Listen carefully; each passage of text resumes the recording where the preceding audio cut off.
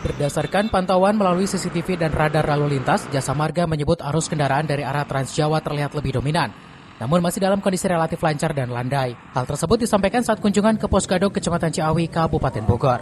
Dari data Jasa Marga, jumlah kendaraan yang melakukan perjalanan selama libur Nataru mencapai sekitar 98% dari proyeksi yang ditetapkan.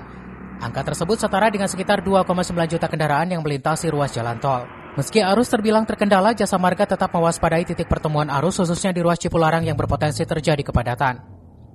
Jadi sampai dengan tadi jam 14, traffic untuk berpergian sudah mencapai 98%. Artinya ini sudah hampir semua, tapi yang kembali pun, jadi dari 98% ini sebesar 2,8. Dari perkiraan kita kan 2,9. Sekarang 2.850, 2.850.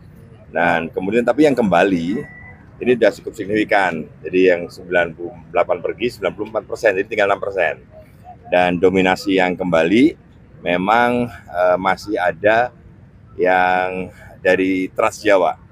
Trans Jawa ini diperkirakan masih ada, tetapi tidak sebesar dari 2 hari terakhir.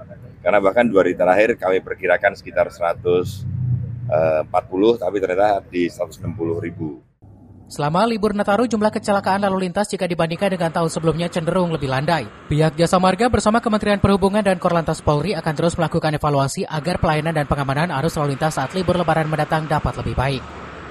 Dari Ciawi, Kabupaten Bogor, Wawan Supriyat.